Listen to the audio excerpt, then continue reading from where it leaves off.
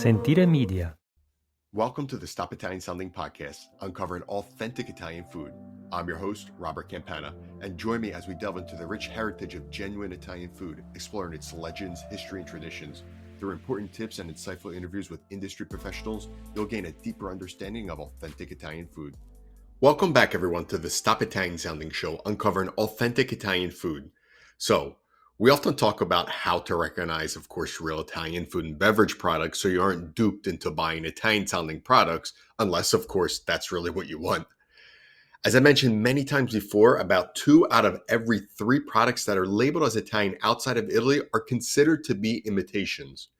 So, for today's show, I want to discuss some imitated products, how to recognize the real ones, and why certain names or denominations aren't protected in the United States.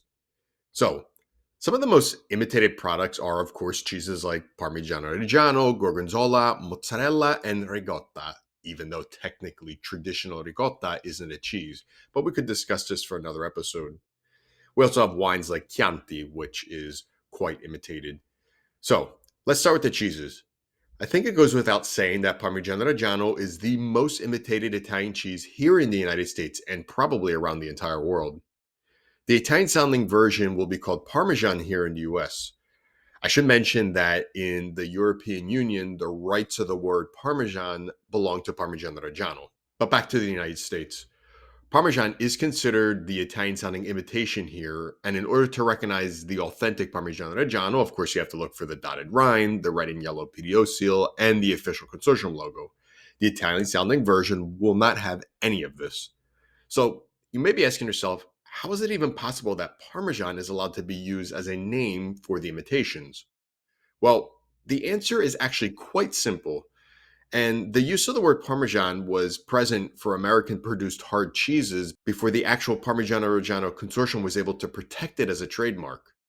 And Parmesan is literally the English translation of Parmigiano, meaning from Parma, so it is a term that clearly is misleading.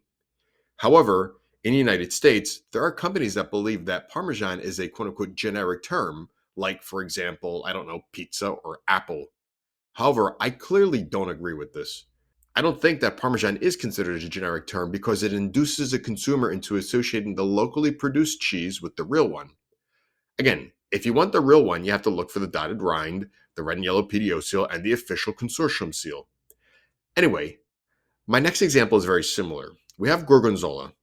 And the use of the word Gorgonzola was used on so many imitations that it became considered a quote-unquote generic term here in the United States. And once the official Gorgonzola DOP consortium arrived with the authentic product in the US, the term couldn't be protected or trademarked. If you want the real deal, you have to look for the words Gorgonzola DOP, the red and yellow PDO seal, and the official Gorgonzola consortium logo. So, what do Parmigiano Reggiano and Gorgonzola have in common?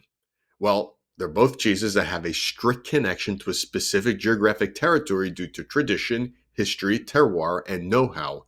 It is impossible to produce Parmigiano Reggiano DOP and Gorgonzola DOP outside of their protected and recognized areas.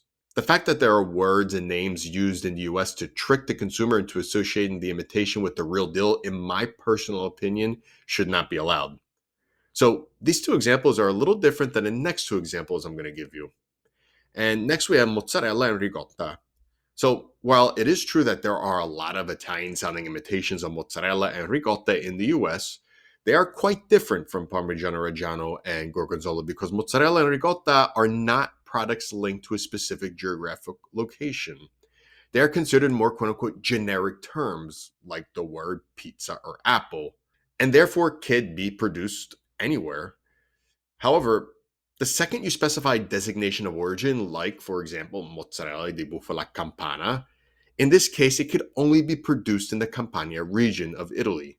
So, to reiterate, mozzarella, for example, is a generic term, but mozzarella di bufala campana is not, because it's making reference to the buffalo milk mozzarella from the region of Campania in southern Italy. So, the same thing goes for my next example, Chianti, which is a red wine.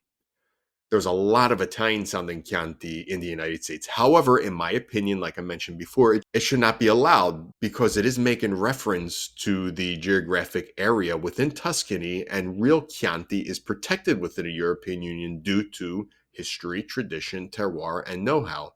Chianti is not a generic term.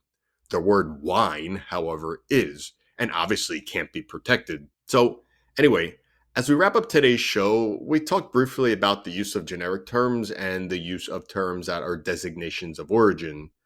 Terms that reference a specific origin like Parmigiano Reggiano, Gorgonzola, and Chianti should only be used for the real deal. And terms like mozzarella and ricotta are more generic and therefore could be freely used. Thank you for joining me on this journey through the stories of authentic Italian cuisine. If you enjoyed today's episode, don't forget to subscribe to this podcast for more insights and interviews. Also, feel free to reach out with your thoughts or questions on our social media channels at Stop Italian Sounding or on our website stopitasounding.com. Grazie a tutti e alla prossima. Sentire Media. Hey, podcast producers and show hosts. Do you want to join a podcast network that celebrates all things Italian? At Sentire Media, we understand the allure of Italy and its unique culture. Our devoted team of hosts and producers are all driven by their shared passion for Italy. And we work tirelessly to create the best lifestyle podcasts and content that will whisk you away to the very heart of Italy. With us, you can savor the mouth-watering flavors, get lost in the stories from the past, break down the cultural barriers, and truly immerse yourself in the vibrant traditions of this intoxicating country. If you have a great podcast idea or are already in production and would like to join Sentire Media, head over to sentiremedia.com, that's SENTIRE media.com, and find out how to submit your show.